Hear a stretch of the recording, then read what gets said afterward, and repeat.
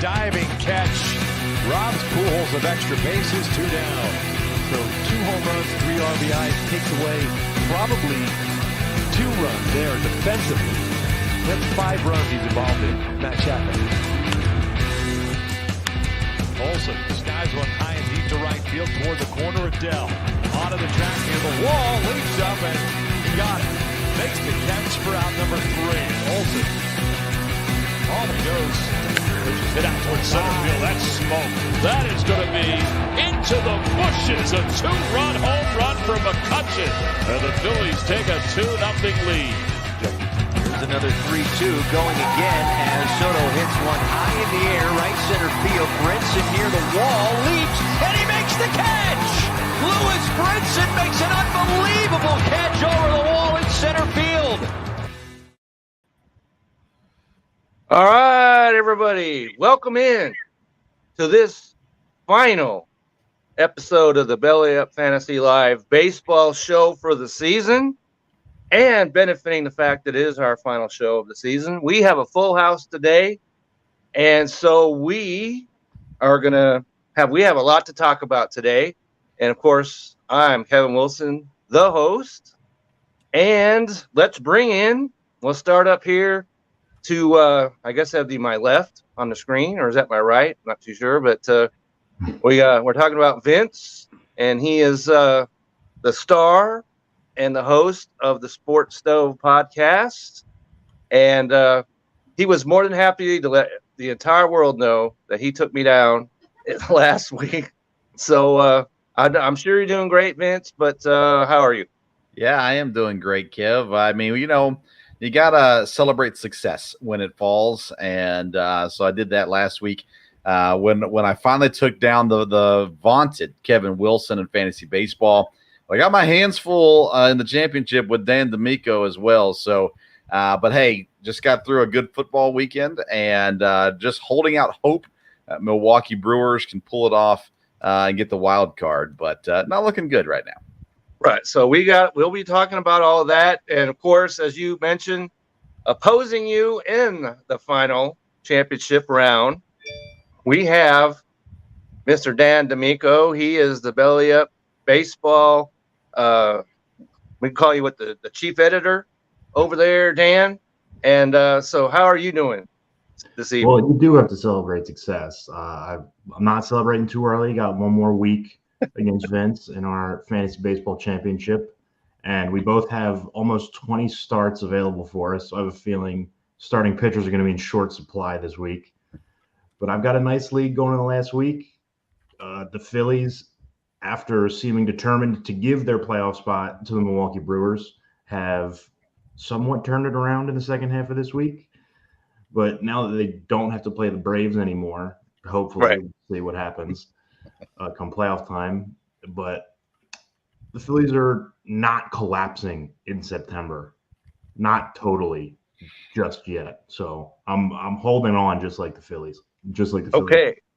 And so our other Philly connection, of course, down there at the bottom, last but certainly not least, we have Nick down there who was just telling us he's got a potential storm maybe coming up the tailpipe this week. So we're all going to be thinking about you, Nick, and hope you stay dry. So before that happens, how are we doing this evening? Well, the only positive thing I can say today is go Birds, because right now I'm not doing too well in fantasy football. Just got knocked out of my fantasy baseball. So Adam Wainwright got me a -12 today. So thank you very much. Well, I started him as well, Nick. So I'm right there with you. Yeah. But so, otherwise, Kevin did mention the impending storm. As I false shoot lead you to believe I'm not in Philly. I actually live in Orlando. But, we have been through many hurricanes, and we are doing just fine. So don't worry about us. We will be just fine. Thank you. Well, we didn't say worried. We thought we'll be thinking about you. How about that? I am happy to have free rent in your head any day of the week there, Kevin. Appreciate it. Thank you, sir. Okay. All right. So, talking about baseball, and of course, we have to begin by there was history on Friday, and that is, of course, Albert Pujols hit home runs number 699 and 700. He did it in consecutive innings. And Dan, as you mentioned before, this is a guy who is not riding into the sunset to retirement. This is a guy who's bashing the baseball. And if there's a left-hander starting for the opposition, you have Albert Pujols. You need to have him in your lineup. So I don't know if either you or Vince have him or not, but if there's a left-handed pitcher out there, Albert Pujols needs to be in starting lineups. Okay, so having said that, he becomes the fourth player to hit 700 home runs. And so this is, of course, historic. And he did it against my Dodgers Friday night, as I mentioned. And so, Vince, how do we view this guy? As far he's one of the titans of the game, of course, but how do you think this is? The Cardinals are playing for the playoffs. This is a story that I don't think could get any better. Well, it could for Pujols. I mean, World Series championship would be a pretty big deal there. It's intriguing, isn't it? Because the last few years, Pujols was in L.A., and not a lot of good things were happening. And right. It came back, and I thought, well, this is great. He's back in St. Louis. That's a nice story. Him and Yadier Molina both washed up. It's time for both of them to go. And then all of a sudden, Pujols just starts going crazy here at the end. It's a neat story. You don't hear people say bad things about Albert Pujols, and I think he's good for baseball. And hopefully that we don't hear a story in a year or two about things that helped them out. But at this point, he seems like he's clean, and I think it's good. He's a good person. He's a great baseball player, and the story is yet to be finished. And maybe October, we're going to see some great Pujols storylines that can make for some really neat 30 for 30s or documentaries down the road. Yep. So Dan, I know you've talked about him before, but this guy, what more could be said about him? Well, not much. This is a guy that should be a unanimous Hall of Famer. We've had plenty of guys come through that have missed out by 2 or 3 votes. But like Vince said, this is not a guy that was productive for really any of the last 5 years. 2016, 2017 were his last semblance of good years. And this year he's got an 1155 OPS against left-handed pitchers. That's Henry Aaronis, right? That's up with the best players in the game, and he's 42 years old. And unless the Cardinals go on to win the World Series, I don't think anyone's really going to care if Albert Pujols is taking anything to help him hit a couple more home runs. But this is a guy that, you kind of chuckle when you look at his baseball reference page, especially, his first stint with the Cardinals. And it's something that I think is lost now that we've seen, the big contract with the Angels just work out horribly. And, this is a great thing to remind everyone just how good Albert Pujols was, how good he still is at 42 years old. And like Vince said, fantastic for baseball, other than the fact it came on Apple TV and no one on cable could watch it. Our buddies over at Apple TV. That's great. I don't have Apple. My wife does. So I was not watching it. So Apple TV has taken a beating over this baseball coverage. It's not. It is, and I'll leave it to other, because like I said, I can't watch Apple TV, so I have no opinion. All right, so Nick, where do you come in on Albert Pujols and what he's doing right now? I think it's a great story, and not Vince. I'm sorry. They say that 40 is the new 20. So hey. Why not in your 40s have a resurgence? I mean, we've seen it with other athletes before. We've seen it with Tom Brady. Heck, Henry Aaron played until he was 44, and he hit his home runs. So why not? As far as him taking anything, would people care? Yeah, I think people would, and they'd be baseball shocked purists and would disappointed if care, that's right? the case.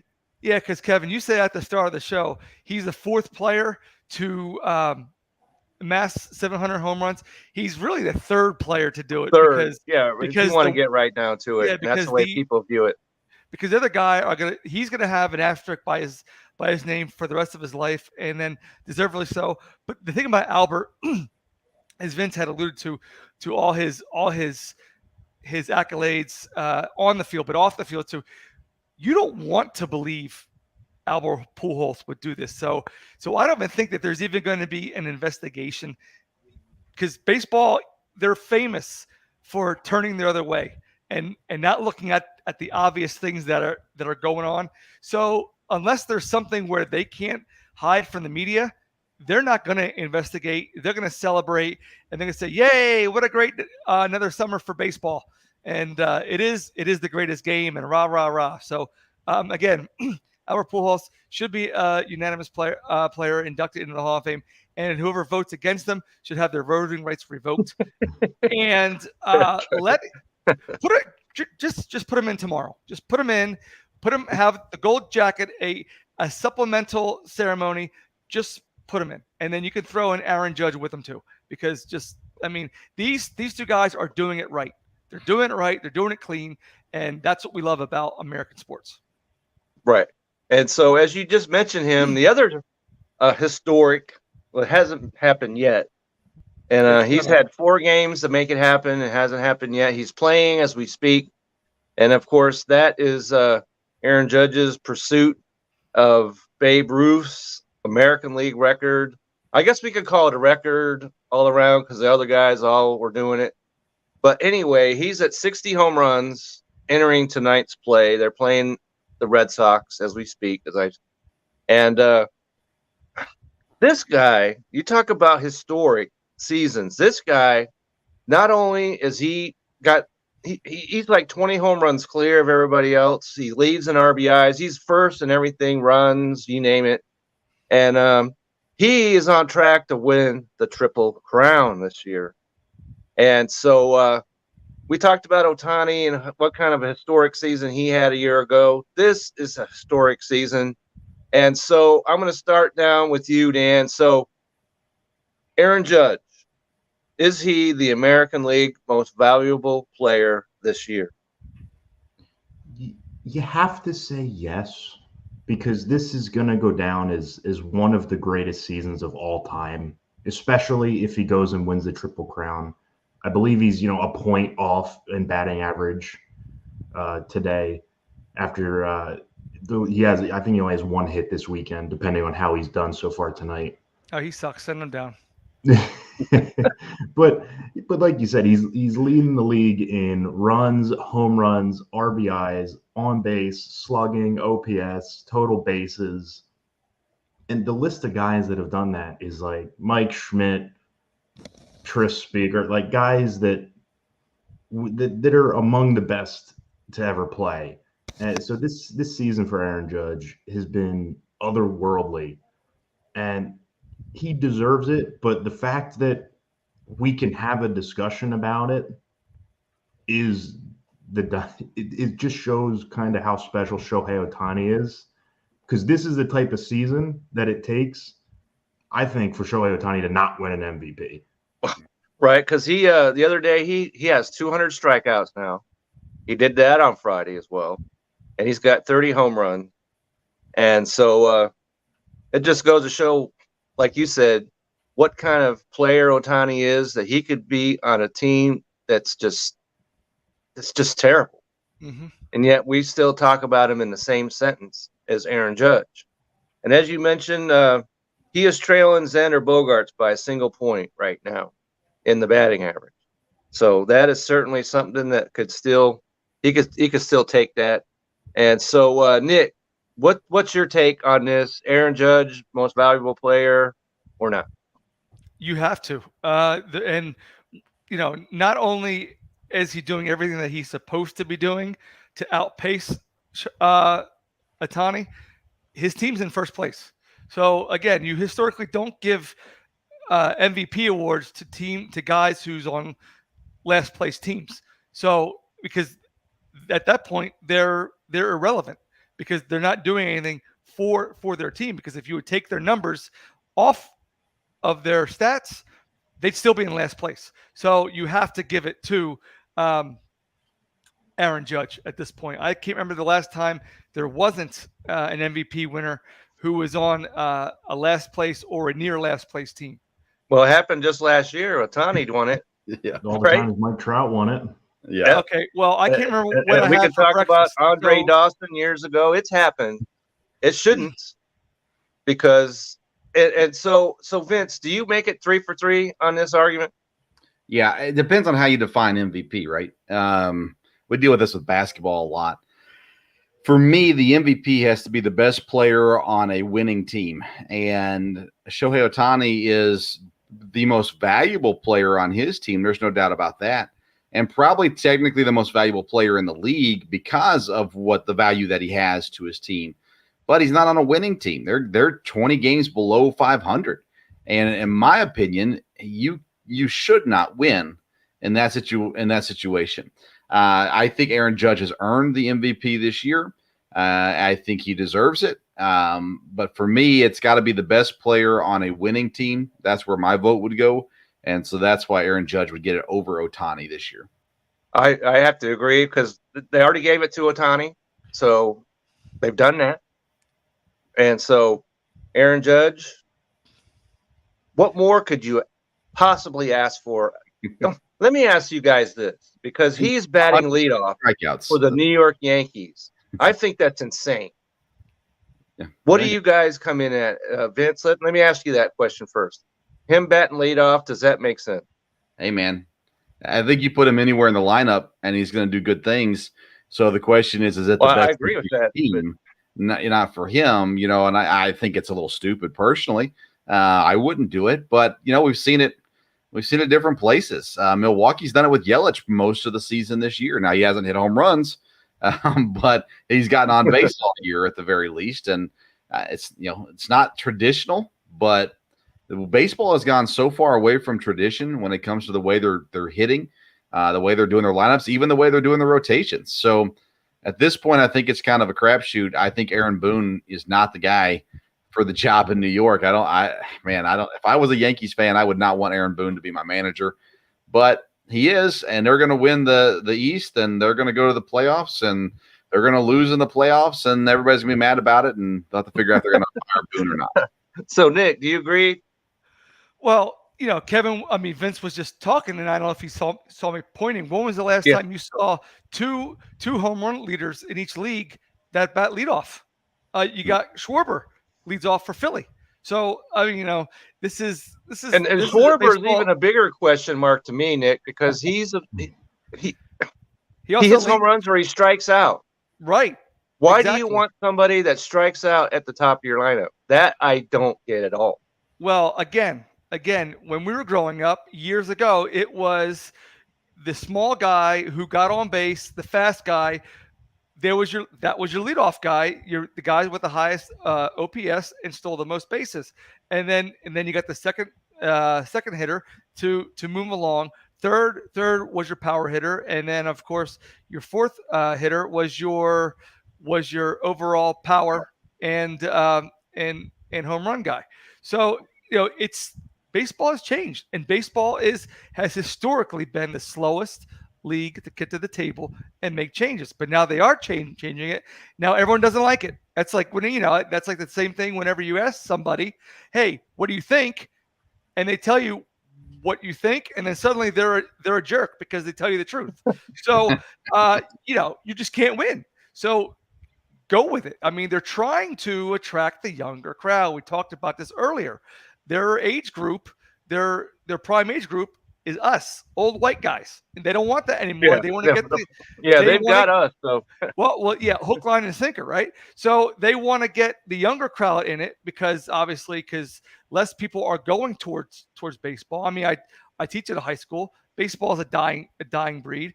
Everyone's gravitating towards basketball, and then football is always going to be football. So, to answer your question, yes, keep it. If it works, keep it.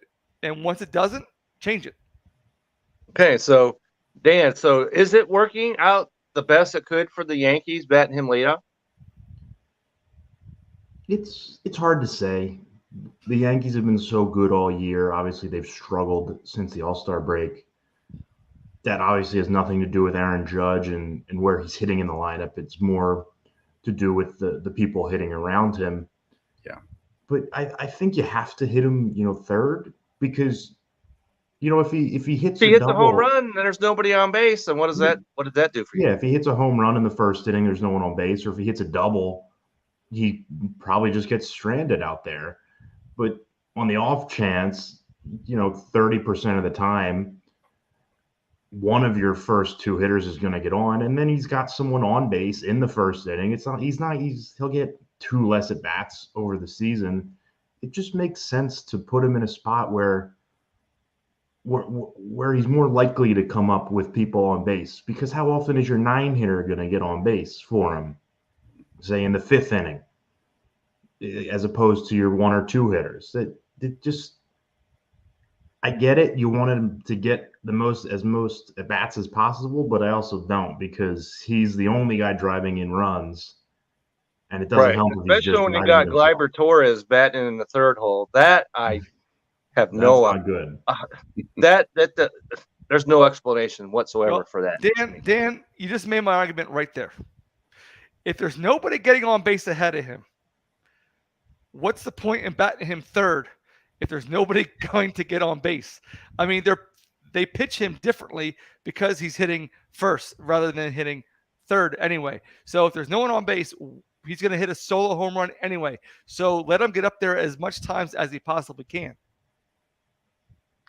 I guess that's the counter argument to that. So, all right. So let's move into thank goodness that we have the wild card going on, because all of the divisions, with the exception of the NL East, they're all done now. All right. And Vince, as you said, you got to give it up to the Cleveland Guardians. You do have to do that. They put the White Sox, they put them into their dirt nap for the rest of the year. And so we're done with them. And the Mariners, though, are the interesting story to me, because they just lost Julio Rodriguez. He's on the injured list. And now they're trying to fend off the Baltimore Orioles for that last wild card spot. And I don't think they're going to be able to catch Toronto or Tampa. So, Vince, is that how you see the wild card shaking out? Toronto, Tampa, and then the Mariners? Yeah, the Mariners, they end the season here. They've got the Rangers, the A's, and the Tigers. So I don't think Baltimore's catching Seattle. That would be absolutely crazy if they did. I don't think it's going to happen. Yeah, I think Seattle's in.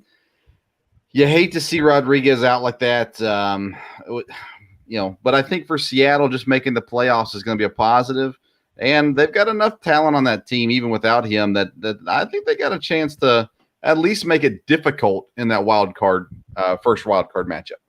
Because if they take that third wild card, then they've got the Guardians in the first round, and I think that's a difficult matchup for them.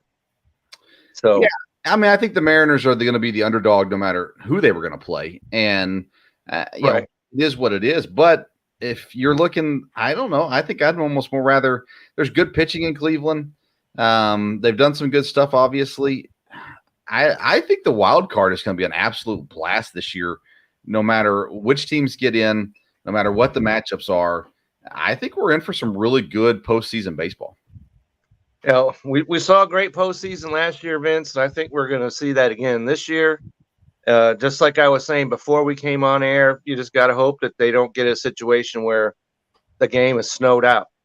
Right. I also want to clarify, Kevin, the NL Central is not officially wrapped up yet. It's not officially wrapped up, but let's be honest about it. Come on. The Cardinals are going to win that division. Believe All right. I'd like to be able to, offer you a little stick of, of hope.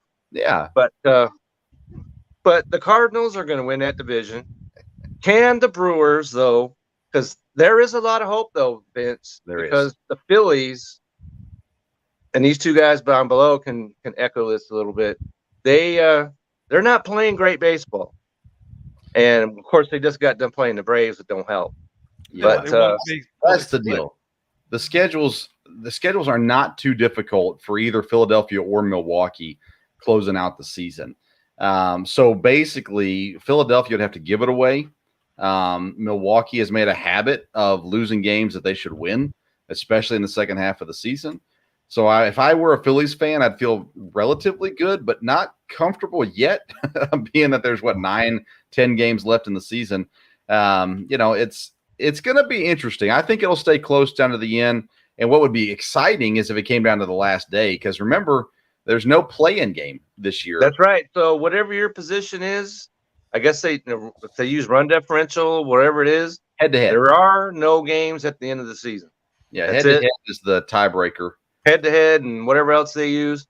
And so you are correct on that. And just as you people that are in the championship round need to realize there are 3 games after next Sunday. Sunday is not the end at all in fantasy or the season or fantasy baseball. There are 3 more games after that. So keep that in mind, because Saturday, if you're using all your pitchers, then you have to go Sunday, Monday, Tuesday, Wednesday without. So just be aware of that. Yeah. And they so extended the pitching limit as well to make up for those 3 days. But yeah. So, right. You definitely, and from what I was looking, I don't think anybody has any worries about catching that limit in that. So, so there's a long time between now and the end of it is. I can think of 19. I can think of 19 starts. Yeah, I could find 19 starts in the next 12 days or so. All right, so the 2 Philadelphia fans, I guess we could. Do they win? Do they get into the playoffs? Do they fend off the Milwaukee Brewers? Let's go with you, Dan. I think they do. They're going to Washington. They're going to Miami. Those are not tough games. And unlike Phillies teams of the past few years that have had horrible Septembers, this Phillies team has beaten bad teams the way that, playoff contending teams should. So I might be a little hopeful, but winning the game on Wednesday against Toronto in extra innings, winning the first 2 against Atlanta, even losing the next two this weekend, it had to have given them a confidence boost to show that they could come back against the Toronto team that's probably going to the playoffs. They can beat the Braves, even though it's at home, even though they just split. They after losing 5 in a row, then winning 3 in a row against 2 pretty decent teams, I think it gives them the confidence they need to just get over the line. Zach Wheeler came back against the Blue Jays, so he'll be stretched out for his next start most likely. So I think they get in, but never too optimistic about the Phillies in September. They can always blow it. They are always liable to give it away at the end. All right, so Nick, Phillies in? Yeah, I have a slightly different of opinions with Dan on this. Well, first they go. Okay, so they're all on the road. They're done at home. They go to Chicago. They go to Washington. Then they end up with Houston.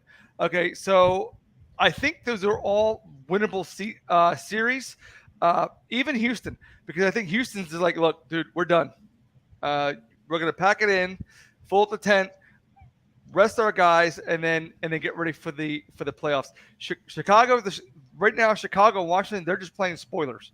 So then Milwaukee, they go to St. Louis, and then after St. Louis, they go to Miami. So they got a different road to get to the playoffs. So I think Philly does win it. Philly gets the final walker. In fact, I'll even go as far as say they will pass San Diego. So I think San Diego will fall apart. Wow. Okay. I think San Diego will fall apart, and they'll be the second team in the wild card. San Diego. Okay, you heard it here first. Because they've got the Dodgers and the Giants. And I think they have an easy series sandwiched in between. The White Sox. I'll take a look. The White Sox are in between that. So they go Dodgers, White Sox, and Giants. And from what we've seen from San Diego this year, it wouldn't be shocking if they lost six out of the next 10. No, it wouldn't, because that's a team that they packed it in, right, with all the winning players, and we're going to do it. But then the plane really hasn't taken off. Yeah. Since July 1st or August 1st, rather. Yeah, we could come to the last day and those three teams be within a game of each other. It certainly could be winning that last day. So baseball's not going away. We know this. Football is like, hey, come watch us, and all that. But baseball is going to go down to at least those last couple of games, because we also have the Mets in Atlanta battling it out for the NL East. And so, Vince, you're still with the Mets. Is that what we're doing? Yeah. I still think the Mets end up winning the East, but I think Atlanta has proven they're right there. They're going to be in the hunt. They're going to be a dangerous playoff team no matter what happens. I just think the Mets are there this year. And the Dodgers, as good as they've been this season, I think the Mets go the distance in the National League. I think the Mets end up representing the National League in the World Series. Okay, so Dan, I believe you, Nick, and I have been with the Atlanta side of things. And so are we staying that way, Atlanta? Are they going to take the Mets? Are we still that way? The Mets are going to keep the division, but I do think the Braves end up representing the National League in the World Series. Both the Mets and the Braves play the Nationals and the Marlins with a series against each other in between. So I think both of those teams, sweep the Nationals and the Marlins. They do what they need to do, and then the 3-game series is for all the marbles. I think the Mets, it would be very Mets for them to win in the regular season and then lose to the Braves in the playoffs. I can't think of anything more New York Mets than to crumple in the playoffs like that. And the Braves are just so good. I mean, we see they've got the top two favorites for NL Rookie of the Year. That's how they lost. And they have the only 20-game winner in all of baseball. And it's not the guy that you would have regarded expected like their to be. third best pitcher. And he's won 20 games. So I think the Mets hold the division, but the Braves end up on top in the National League. All right, so Nick, you've been talking Atlanta. Are you staying there? Yeah, it's getting harder to stay with my guns here, but I'm going to go with Atlanta. I'm going to always the Mets are the Mets. And I called it. I said it's going to be the Dodgers and the Yankees. I think it's going to be Dodgers and the Yankees in the World Series. How do you go against the Dodgers? The only thing that might hurt the Dodgers is because they're so far ahead of teams that they might lull themselves to sleep. But I think once it comes playoff time, Roberts and the boys they're gonna get going. So I'm gonna say it's gonna be the Dodgers and the Yankees in the World Series. Okay, so until somebody beats the Dodgers right here. All right. So it's kind of hard to, it's kind of hard to back the Mets when they go out and score 3 runs, right? You got DeGrom on the mound, 3 runs probably looks like 1,000 to him. And then he goes out and gives up 4 runs in the bottom of the first inning. So, the Mets, that's the typical Mets game, if there ever was one, where if you bet $100 on the Oakland A's, you walked away with $500 in that game. That's how big they were a favor over Oakland, and they didn't win the game, despite the fact that I think they scored like 5 runs and with the Grom on the mound and still couldn't win. So, all right. Reminds me of a story, Kevin, a fantasy baseball story I was once told. Until someone beats Kevin Wilson, don't believe it can happen. But all right. With that note, we are going to switch over to our sponsor right now, which is, of course, is True Classic. So here they come, and we'll be back shortly. Football is back, baby, and our new sponsor, True Classic, wants you to look and feel your best even after a couple of brewskis or going full force on your fantasy football draft. Sure, it's football season, but it's also butt to couch season. Luckily, True Classic has the absolute best fitting clothing a man can buy. Snug in the arms and chest with a little extra space in the torso, their t-shirts are designed to keep you cozy and highlight your best assets no matter what you're up to. So if your special someone is upset that you're watching football all day, at least you can look good doing it. True Classic has already helped over 2 million men find the perfect fit at an affordable price. Our listeners get access to the best deal they offer. For a limited time only, get 25% off with the promo code BELLYUPFANTASY at TrueClassic.com. Almost all men's t-shirts are designed to look good on skinny models with six-packs, but most of us aren't packing anything but a few beers. Fellas, you are wearing the wrong clothes. True Classic tees taper off towards the bottom, but they fit tighter around the chest and shoulders. It's time to highlight your best attributes with a t-shirt you can always confidently throw on.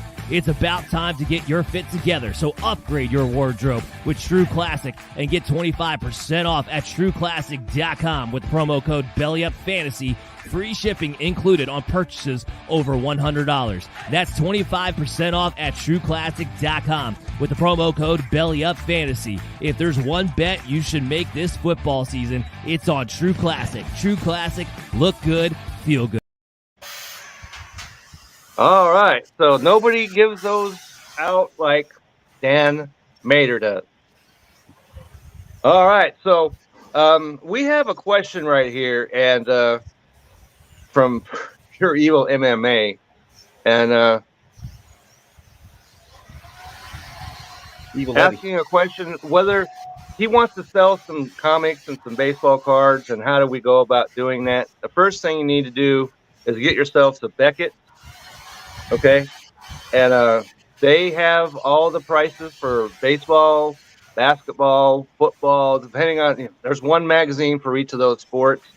So go out, get yourself a Beckett for whatever sport. If we're talking about baseball, whatever it is, get one of those. At least that way you'll have an idea of what you have and what they're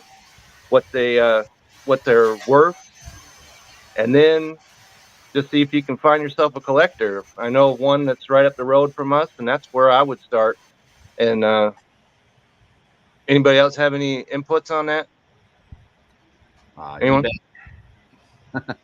Okay. All right. So I wanted to, because this is the last baseball fantasy show of the season, and I wanted to get some perspectives because we, Vince, you're in the championship. Dan, you're in the championship. You guys got there in very distinctly different ways. Because Dan, you were in first place in your division the whole way, but Vince, there was a time where you were not even in the playoffs, but you persevered. You got yourself in at the end, and all you have to do is be in, as you're well aware. And now you're in a championship. So, Vince, is there something that you feel that you either did or did not do that got you in this position to be in the championship round? Yeah, I got aggressive with pitchers. In our league, pitchers score a lot of points. I just went away from having bench players at the bat. I have a bench player currently for batters, but I had like 3 bench players for batters earlier in the season.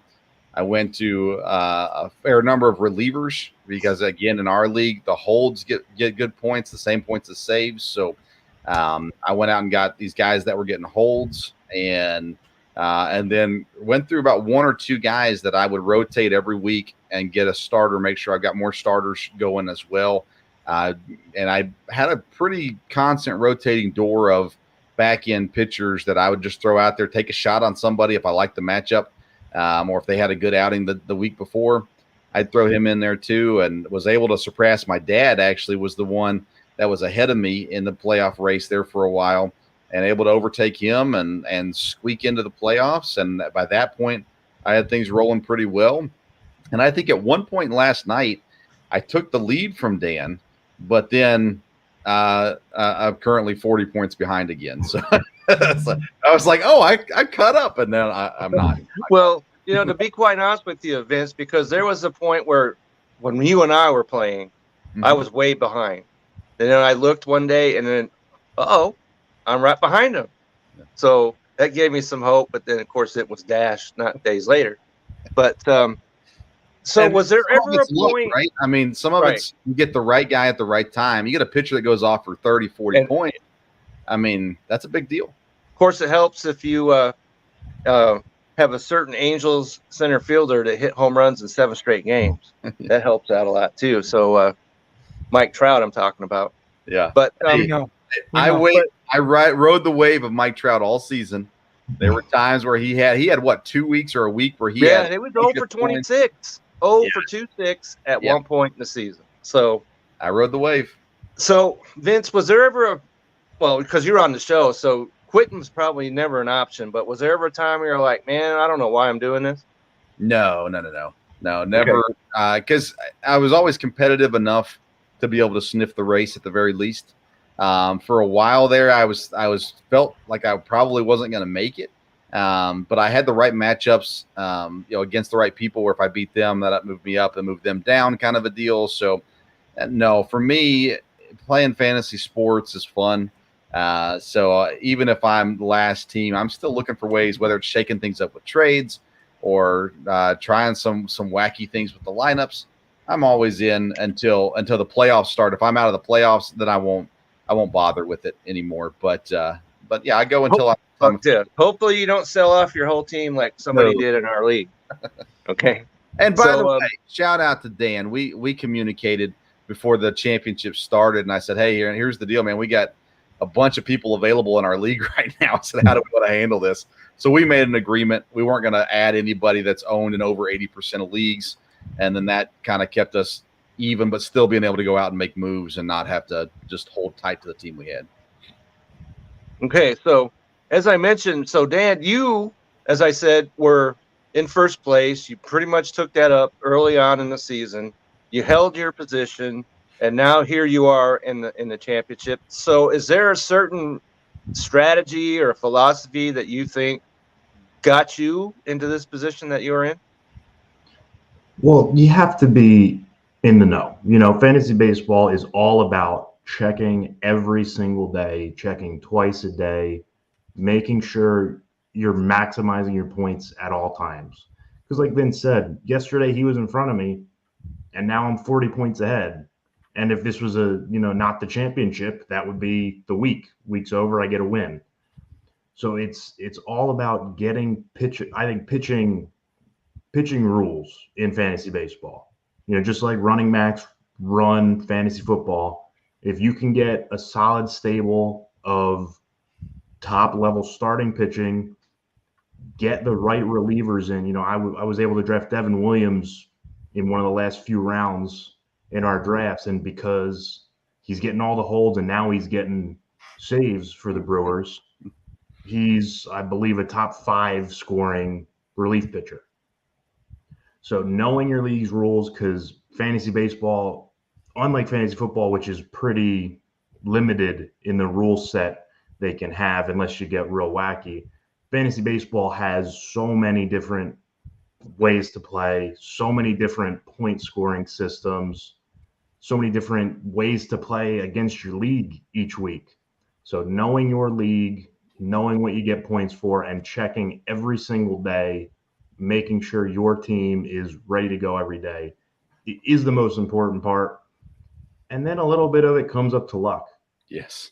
Marcus Semien, we talked about him a lot in April and May, how horrible he was. He was hitting under 200 for probably until late May, maybe June, before he really took off.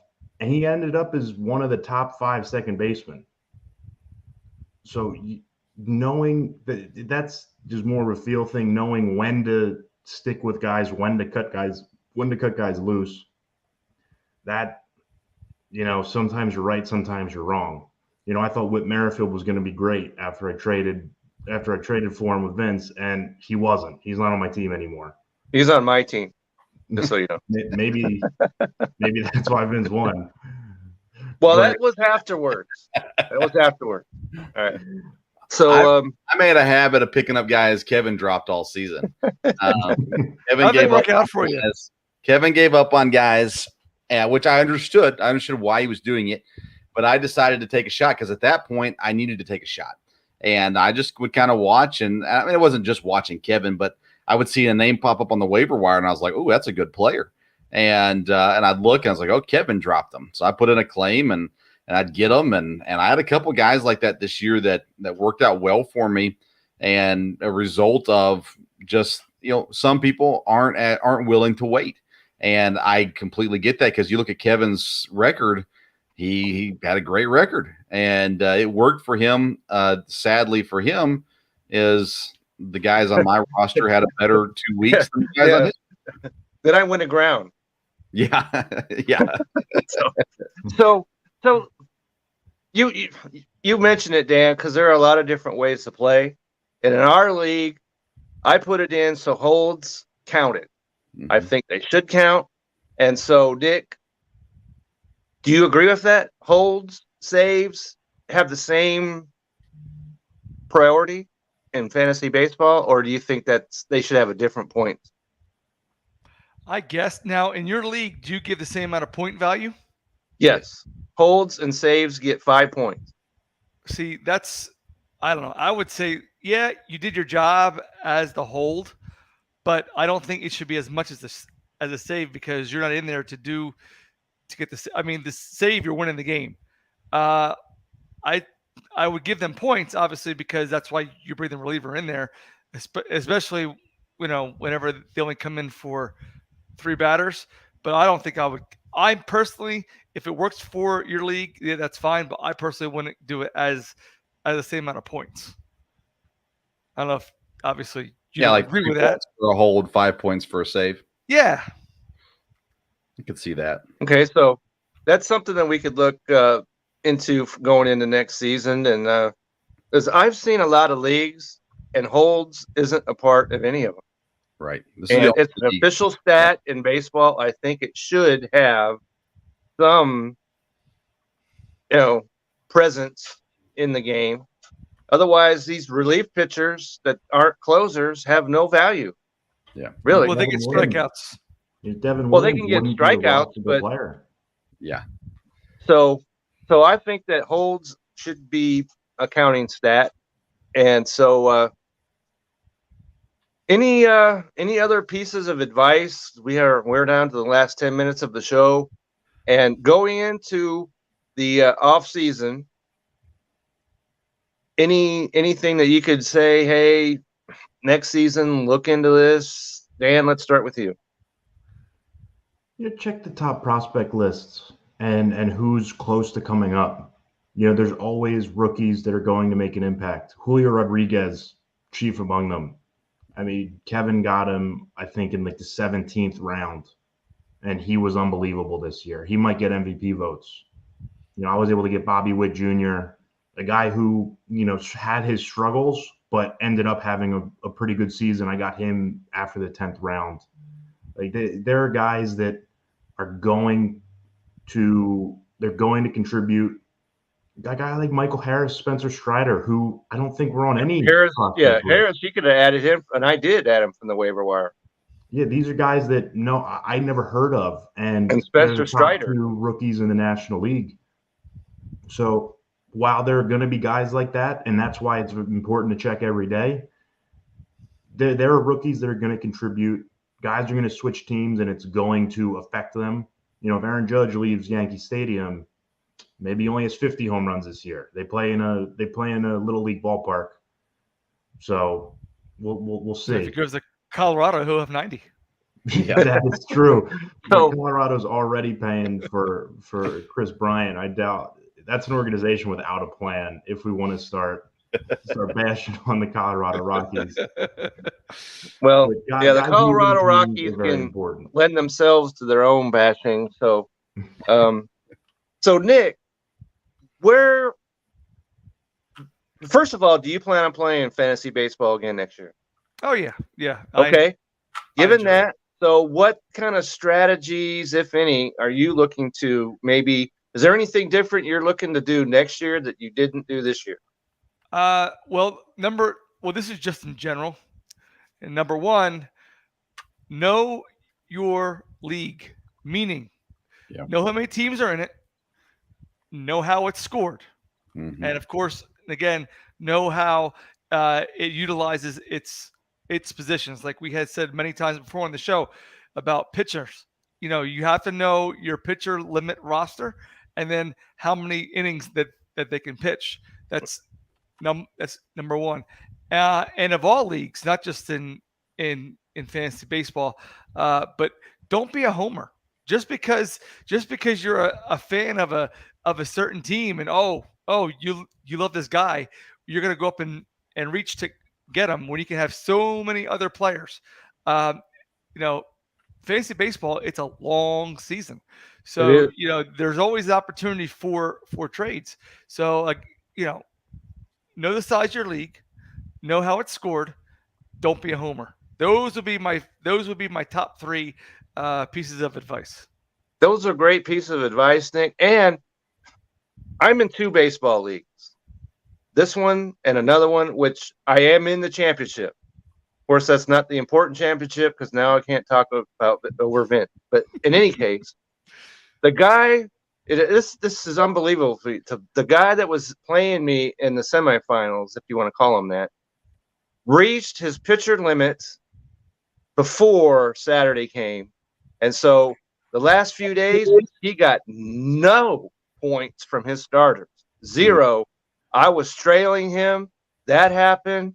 I did what I do, as you've seen, and the same thing I was doing in this league, adding my players, putting my starters in, whatever, and I overtook him, and I'm in the championship in that league. So even guys that get to the postseason, you still need to know the pitcher limits. You have to know your league, and that doesn't stop after you played for the first month. Know what's going on, and so that's my takeaway from this. Know what's going on with yourself, your team, and your league. All right, so Vince, I'm going to throw it over to you for the last word. And do you see any different things that you might be doing next year? Well, what I would say is get variety. I'm in 3 leagues. All 3 of them are different. They score different. There's different amounts of teams in the leagues. Don't do the same thing over and over and over again. Try out variety. Find out where your niche is. This is the first year I've ever done a points league. Every other league I've done has been what do you call that? Category. Yeah, category leagues. And I've loved the point league. It's been simpler, in my opinion. So that's been nice. Because it's you and the other guy. Yeah. Right? I think, but try some variety, try some things out, learn what you like as well. Make sure you're in a league with friends. It's okay to be in a league with strangers too, but make sure you're in a league with friends. It makes it so much more fun when you have an opportunity. Especially when it comes to smack talk time. Am Yes, I right, Ben? 100%. It's great. But I would say, start looking, watch these last couple of weeks of the season. Some of these young guys, some of these young pitchers that might get opportunities here at the end of the season, you kind of get a sneak peek at what they'll be next year. And then it all comes down to the offseason stuff. Watch the trades, where guys end up, free agency, all that kind of stuff. Don't just assume a great year this past year means a great year coming. Know where they're playing, know a little bit about the ball fields. Put a little effort into it. It'll be worth your time. Absolutely. And so we come to the conclusion of a great fantasy baseball show. And I just want to say it's been great having you guys on the show with me here. And it's been fun. And I look forward to next year. Hope you guys will be going, yes, I want to be part of this show again going forward. And So having said all that, so let's go over, and Dan, you let us know what you're working on, where are you located, what do you got going on right now? Well, as always, you can find me at DanDomingo14 on Twitter. The Phillies will consume a lot of my Twitter timeline for the coming weeks, and then probably the Eagles, who are now favored to go to represent the NFC in the Super Bowl after their dismantling of the Let's Washington Commanders today. slow that roll just a tad. Hey, that's Vegas speaking. That's not me. That's not Okay. me. That is the experts in Vegas. Also, follow Belly Up Baseball on Twitter. We are all fervently watching for when Aaron Judge will hit his 61st and subsequent 62nd home run, tying, and then we all imagine breaking Roger Maris's American League home run record and officially unofficial Major League home run record, depending on who you ask. With playoffs are coming, we've got a lot of people working hard on the baseball side. We're not as big as the fantasy football side. I know that we're not as big as all the other departments, but we've got a lot of good people working on good stuff. So I hope you check it out and take a look as we get into the MLB postseason. Absolutely. I just want to come in behind you, Dan, and say, yes, get over there to that Belly Up Sports website. There's a lot going on over there. Dan, you got a lot of stuff going on baseball, as you mentioned. Get over there, check it out. And so, Nick, part of the TSS fantasy hierarchy. So what do you have going on out there? Hierarchy. That's a nice choice of words we got. Is that an accurate representation, Nick? Sure. I'm just riding the board, surfing the wave. So, so I am on TSSfantasy.com. We host a little fantasy football podcast show. We have five shows a week. 6 shows a week, rather. You guys are up so early in the morning. That's unbelievable. Well, no, I am not. You don't ride that train. Okay. No. I get off the off ramp pretty early on that one. So I am on Monday, Tuesday, Wednesday, and Friday, where I go ahead. We have wonderful games that we do. It's not a traditional fantasy football show where we just spout out stats and then who you pick up. Our great host Jason Cooper, he comes in and he creates these games, and we have guests on. We even had Hall of Famers on. We had Leroy Butler. Yeah, you had me. Yes, we had Kevin. There's your Hall of Famer right there. You didn't let me get to the prime Hall of Famer, Kevin. I'm sorry. As always, go ahead, Nick. You jump in and mess it up. So anyway, we had Leroy Butler. We had Mike Rustoff on, great coach in the NFL for a long time with the Jets and the Bills, special team coach. And we had John Fina. And, of course, we had the legend, Belly Up Fantasy Baseball Live creator, editor, and wild extraordinaire, Kevin Wilson. We've also had on we've also had on his Robin, Vince. Vince, come on. I would see Vince on some more. And we check us out. Check us out on YouTube. Hit the subscribe button and check us out. Our rankings at TSSfantasy.com, powered by Fantasy Pros. That's right. And as you mentioned, I was on there on Monday night with you and Commissioner Cooper. It was great being on there. So glad to have you, invite me to come on over there. So Vince, we know you've got a million things going on. So let's narrow it down a little bit. What do you have going on out there? I haven't been on TSS since I got cheated out of winning with Leroy Butler. The opponents, he cheated. He prepped. It wasn't fair. But I'm on the Sports Stove podcast, and you follow me on Twitter and Instagram at Sports Stove. We do 2 episodes a week. They drop Wednesday morning and Thursday morning. Me and my dad do a show each week talking NFL, college football, Major League Baseball. And would love for people to tune in. You can get that anywhere you get your podcast, the Sports Stove podcast, there as well. And occasionally we throw out a couple articles on bellyupsports.com covering Eastern Kentucky University football as well. So, But I did see that, Vince. That was a great article you did. What was that, last week? I think it was, wasn't it? yes, a week ago Saturday. Anytime we got a home game, I go sit in the press box and try to write an article about the game that I'm at. I don't try to write articles about games that are on TV. I just don't feel right about that. So, Okay. it's like the ones I'm there for. All right, so there you have it. You can always find me at Kevin62 WILSEA, and you can always find me on the Belly Up Fantasy website side of things. I have an article that goes out talking about waiver wire pickups, and hopefully this week will be a lot better than last week because, to be quite honest, there wasn't anything worth picking up on the waiver last week. Not really. Romeo Dobbs. Romeo Dobbs. There you have it. And I'm in full agreement with that. So that might give you a little heads up of what may be coming out maybe tomorrow, but certainly by Tuesday. And Lick, you have something to say. Go ahead. Eagles defense. Eagles defense. Okay. They are not rostered. I'm pretty in sure, too many Nick, leagues. that is not available on the waiver wire. Well, I'd if have it to is, check, but set 'em up. I don't think you'll find that. But in any case, this brings us to the close of this show, and just want to thank everybody out there that has joined us and been a part. And Vince, go ahead. Well, I just want to make sure, and you may have going to say this, so I apologize if you were, but follow us on Belly Up Fantasy on Twitter and pay attention because next year coming into the season, we'll start up like we did this year with player rankings. That's right. And fantasy advice and things like that leading up to the drafting season as well.